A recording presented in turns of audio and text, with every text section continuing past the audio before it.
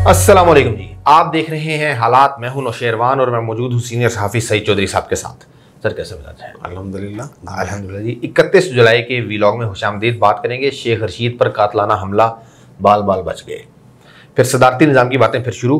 5 अगस्त को supreme court में अहम समात होने जा रही है। क्या होगा इन दरख्वास्तों की समात का?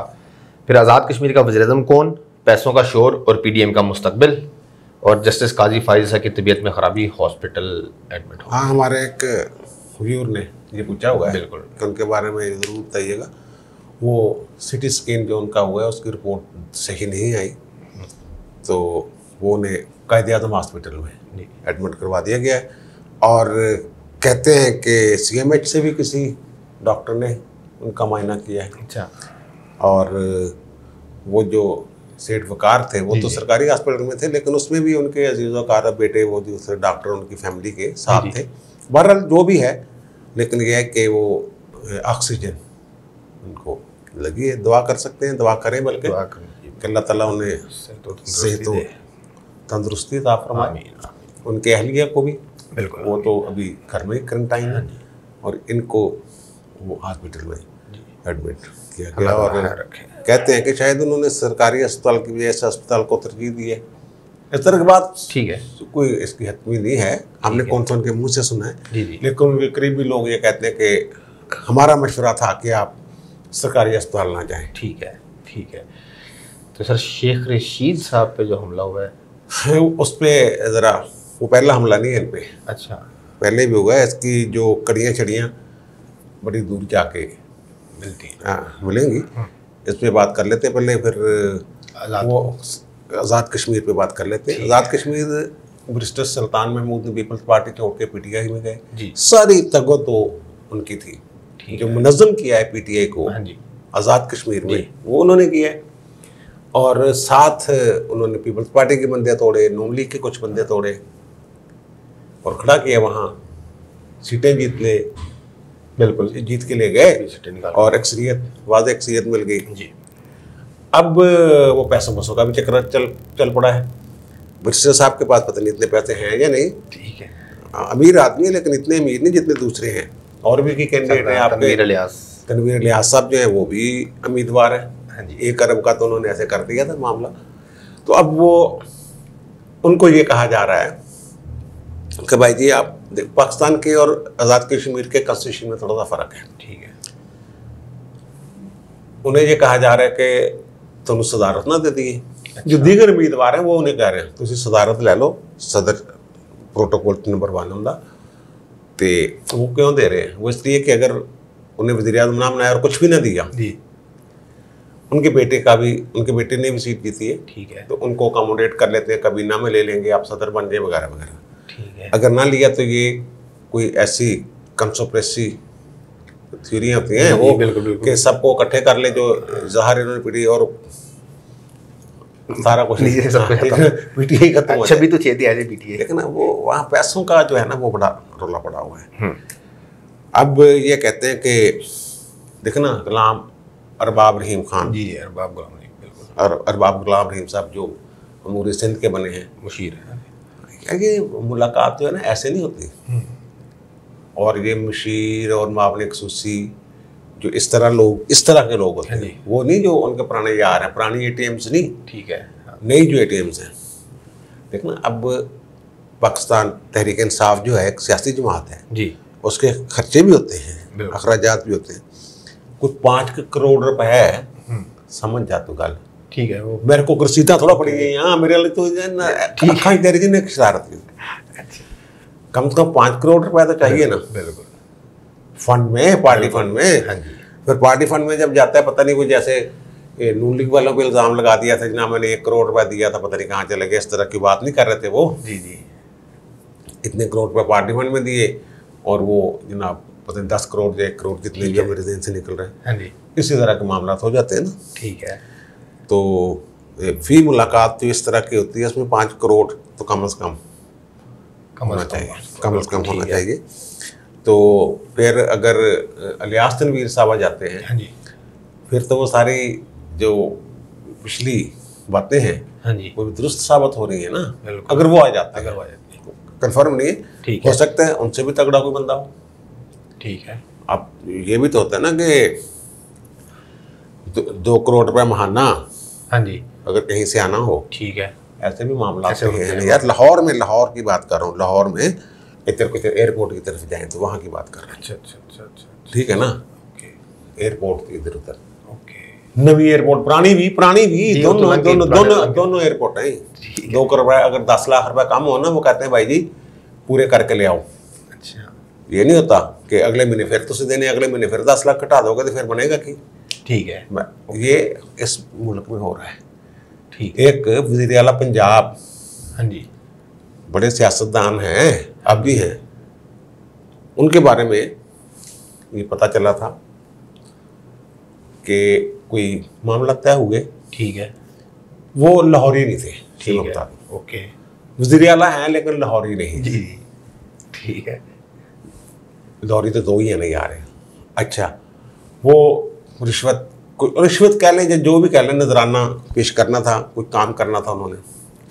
करने के बाद जितने भी को मामला तय हुए उसमें 10,000 रुपये काम था। अच्छा, वो रावी बयान करता है कि 10,000 लिफाफे में कम डाल के दिए थे कि इन्हें कड़ा गिनने हैं, लेकिन उसके बाद फोन आ गया 10,000 काट रहे। और उसने कहा कि ये वाहद वज़ीर आला है जो रिश्वत भी गिन कर लेता है। अच्छा, वो कहते रिश्वत गिनते नहीं होंगे, फटाफट लिफाफा रात पाने दे कर रहे, या घर में अगर रखा तो फटाफट नौकरों देता कर रहा है, गिनते नहीं है। उन्होंने गिन के लिए थे बकायदा हैं। ये भाई इस मुल्क में हो रहा है, ठीक है ना। 2 करोड़ 5 करोड़ 10,000 अरबों की बातें, ओहदे खरीदे जा रहे हैं। बिल्कुल।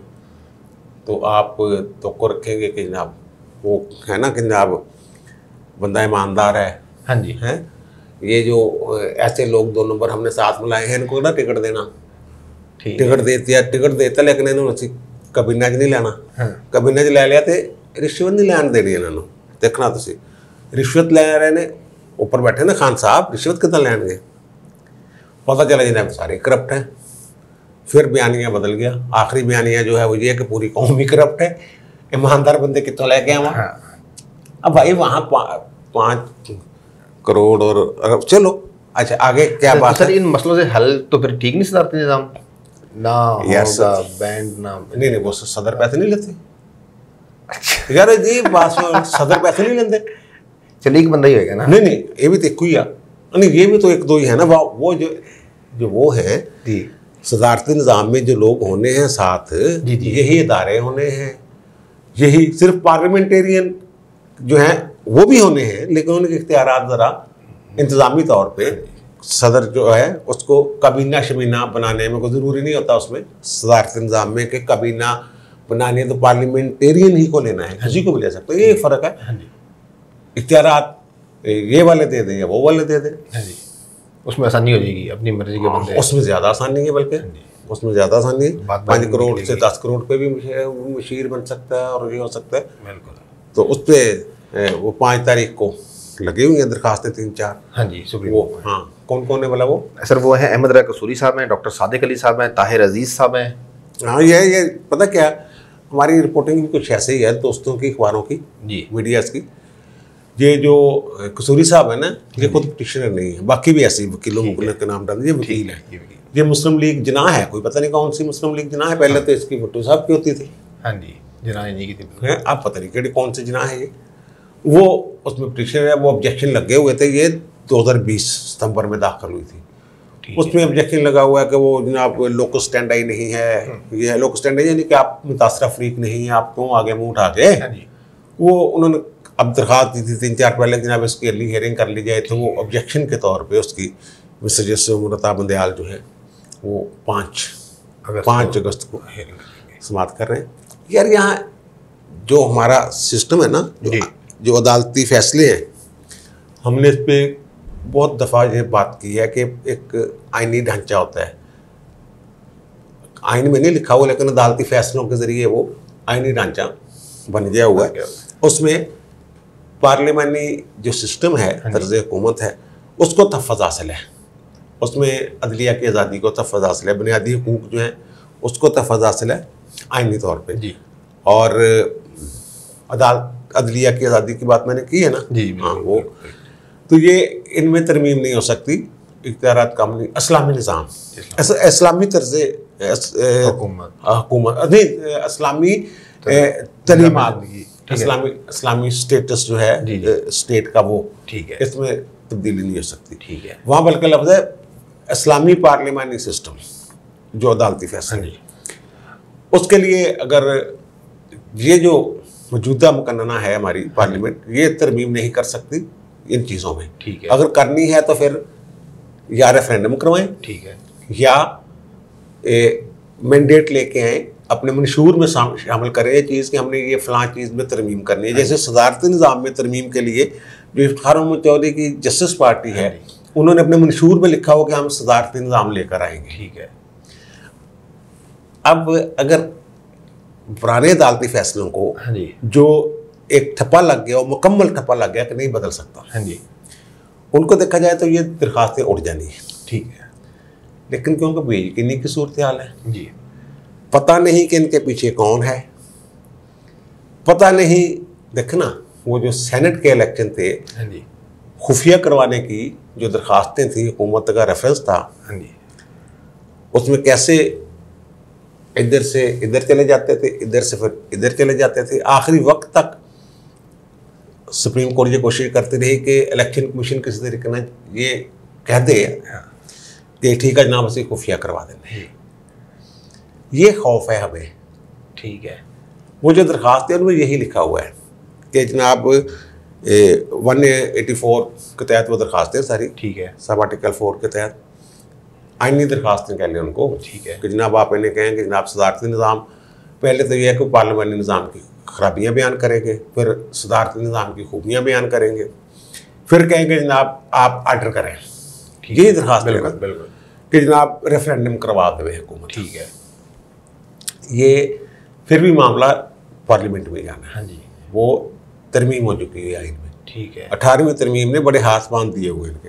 पहले ये था कि आइन का आर्टिकल है 48 जी, उसके तहत सदर अगर समझता था, उसको यकीन होता था कि मफाद आमा का ये मामला है जिस पर रेफरेंडम होना चाहिए जी, तो वो रेफरेंडम का हुक्म जारी कर सकता था। ठीक है, हाँ या ना में जवाब। जैसे वैसे तो आइन उस वक्त था ही नहीं जब मुशर्रफ ने करवाया है, और उस वक्त भी आइन नहीं था जब ज़ियाउल था, बिल्कुल, लेकिन उन्हें रेफरेंडम्स को पार्लियामेंट ने बाद में तफत दे दिया आइनी तरमीम के जरिए। ठीक है, उन्होंने तो ऐसे ही करवा दिया था ना, हाँ जी, LFOs के जरिए और PCOs के जरिए। ये जो है अब जो तरमीम हुई उसमें ये है कि अगर ये समझता है वज़ीर आज़म जी, सदर ख़त्म हो गया हाँ जी, कि इस बात पर रेफरेंडम होना चाहिए, तो वो पार्लियामेंट को भेजेगा मामला, और पार्लियामेंट का मुश्तरका इजलास होगा। ठीक है, ये और पार्लियामेंट उसकी मंजूरी देगी, हाँ जी, तो फिर हाँ या ना में वही जो मैंने बात की है जी, वो सवाल कौम के सामने रेफरेंडम की शक्ल में इस्तिस्वाब राय के लिए रखा जाएगा। और जो 48 है उसका सब आर्टिकल 7 ये कहता है कि पार्लियामेंट ही ये तयन करेगी कि उसका इनकाद कैसे करना है रेफरेंडम का, उसका नतीजा कैसे तदवीन करना है, ठीक है, जमा करना है, बिल्कुल, और फिर उस नतीजे को अमल दरामद के लिए क्या इकदाम करने हैं, ये भी करना है। बिल्कुल। और जो तुर्की में हुआ था ना रेफरेंडम को फौज किरदार खत्म कर दो आइन च, जी, उसने करवाया था ना, वो एक तरह से अवाम से मैंडेट लेने वाली बात होती है। ठीक है, ये भी अगर रेफरेंडम तक बात पहुंचती है तो अवाम से मैंडेट अगर मिल जाता है कि ठीक है जनाब, फिर भी पार्लियामेंट नहीं करना है। ठीक है। तो ये जो 5 अगस्त की समाअत हो रही है, ये तो सिर्फ उनके ऑब्जेक्शंस मेरा ख्याल है, जो ऑब्जेक्शन है, क्योंकि चैम्बर में सिंगल बेंच जज जो है वो किसी केस की समाअत नहीं करता। ठीक है, वो सिर्फ ये इंतजामी तौर पे ऑब्जेक्शंस देखता है कि ये ऑब्जेक्शन लगे हुए हैं, रजिस्ट्रार ऑफिस ने लगाए हुए कि ये काबिल समाअत नहीं है। ठीक है, उनको वो ख़त्म कर सकता है कि नहीं यार ये काबिल समाअत है। ठीक है, ये है। अगर जस्टिस उमर रज़ा बंदियाल इन चैम्बर कर रहे हैं, चैम्बर में कर रहे हैं, अकेले कर रहे हैं, फिर ये अदालती कार्रवाई नहीं है बल्कि इंतजामी कार्रवाई है। ठीक है। अगर रजिस्ट्रार के एतराज़ात को वो बरकरार रखते हैं तो दरखास्तें वापस, जैसे यार पनामा वाली भी पहले वापस होती थी, जी, फिर बाद में खुद ही पंगा लिया, तो वो मैंने बताया था कैसे पंगा लिया था। ठीक है। तो सर शेख रशीद साहब पे जो हमला हो गया है, यार शेख रशीद साहब पे हमला हुआ कल जी, हवेली के बाहर फायरिंग शायरिंग, लाल हवेली, लाल हवेली कोई हवेली है लाल ਐਵੇਂ ਹਵੇਲੀ ਕਹਿੰਦੇ ਆ, ਹਵੇਲੀ ਥੋੜਾ ਹੈਗੀ ਉੱਥੇ ਤੇ ਉੱਪਰ ਕੋਈ ਖਾਤੂਨ ਰਹਿੰਦੀ ਹੁੰਦੀ ਸੀ ਜਿਹੜੀ ਇਹਨਾਂ ਨੇ ਖੁਦ ਲਿਖਿਆ ਆ ਕਿ ਮੈਂ ਲੰਘਦਾ ਹੁੰਦਾ ਸੀ ਮੈਨੂੰ ਬੁਲਾਉਂਦੀ ਹੁੰਦੀ ਸੀ ਲਾਲ ਹਵੇਲੀ ਦੀ ਮਾਲਕਨ। ਮੁਜਰੇ वाला काम सी यार, ठीक है ना, ओके। ये पहली दफ़ा नहीं हुआ। वहाँ ना एक बच्चा इंतकाल करे, कल इन्होंने रिक्वेस्ट की थी मीडिया को कि ये खबर यार ना चलाना, मैं वज़ीर दाखिला हूँ, अगर वज़ीर दाखिला पे हमला हो गया तो, लेकिन वो ज़ाहिर है बात निकल ही जाती है ना। आज फिर लोगों ने उनसे सवाल पूछा तो उन्होंने मान लिया कि हाँ यार हुआ था, लेकिन मैं डरने वाला नहीं हूँ। अच्छा, अब डरने वाली बात सुन लें इनकी, इन पर यह पहला कातलाना हमला नहीं है। मैं बार बार अफ़गानिस्तान का रोज़ाना जिक्र करता हूँ, हमारे नाज़रीन जो हैं, हमारे देखने वाले, मोहब्बत करने वाले, वो बात का माइंड भी करते हैं, इस बात पे ऑब्जेक्शन करते हैं, यार तेनू अफगानिस्तान में लेके वजह ना तो ठीक है करते हैं ना। 2010 में फरवरी में इन पर एक कातलाना हमला हुआ था। उस वक्त इनके 2 मुहाफ़िज़ और 2 और शहरी उसमें जाँ बहक हो गए थे हमले में, और भाई साहब को शक भी था कौन है, लेकिन FIR डरे हुए थे नामालूम अफराद के खिलाफ। अच्छा, और बाद में ये प्रेस कॉन्फ्रेंस में कहते रहे कि मुझ सियासी मुखालफिन ने मुझ पर हमला करवाया। अच्छा, सियासी मुखालफिन इस हद तक नहीं जाते कि वो हमले करवाए। सियासी मुखालफिन से इलेक्शन आ रहे थे ना, 8 वाला है। हाँ, जो भी कर ले, ठीक है कि सियासी मुखालफिन ने क्यों हमला करवाना था। सियासतदान बड़े इस मामले में ना, एक खोचल है, दूसरे डरपोक भी है, ठीक है, उनके सामने नताइज हैं। बिल्कुल, ज़्यादा जिसको मरवाना है, हाँ जी, वो उनसे ज़्यादा ताकतवर होगा सियासी लिहाज से, तो फिर ही मरवाना है ना, ताकि हम आगे आए। बिल्कुल बिल्कुल बिल्कुल। तो जो उनसे सियासी तौर पे तगड़ा होगा, हाँ जी, उनको मरवा देते हैं, तो फिर उसका नतीजा भी तो ये एक इन्होंने बोंगी मारी थी, लेकिन नामजद नहीं किए थे बंदी के, इतने दिलेर हैं ये, डर गए थे, नाम नहीं लिया था किसी का। और उस वक्त पता क्या मसला हुआ था, जो माहिरीन है जी, माहरे जुर्मियात एनालिस्ट जी जी, उन्होंने इसको जोड़ा था लाल मस्जिद से। अच्छा, ओके।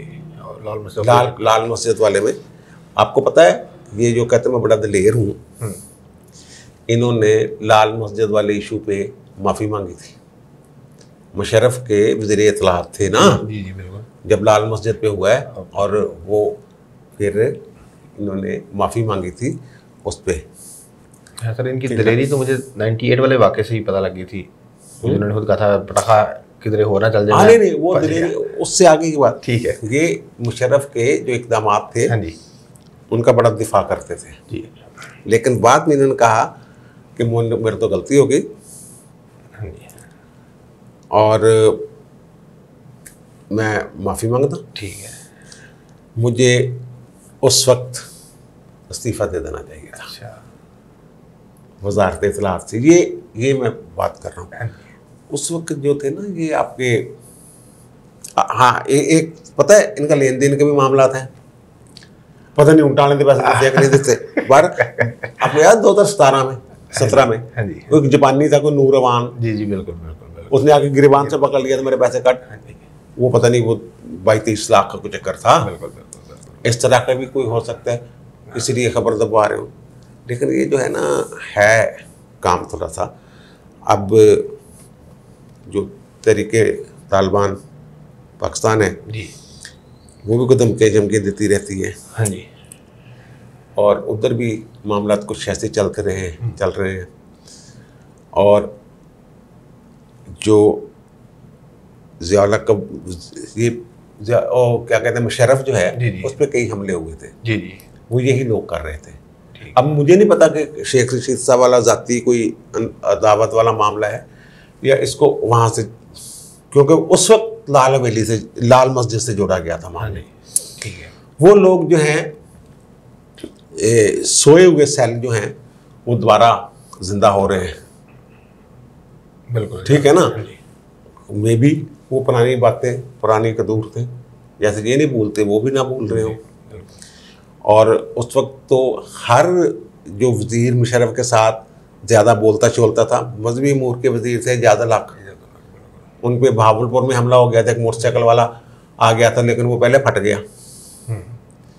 वो जो आपके जो पाव साहब हैं आफ्ताब शेर पाव, वो भी कोई वजीर दाखिला थे मेरे ख्याल मुशर्रफ के एक दौर में 2007 में। जी उन पे 2 दफ़ा हमला हुआ था और बड़े बंदे जो हैं वो बचते रहे।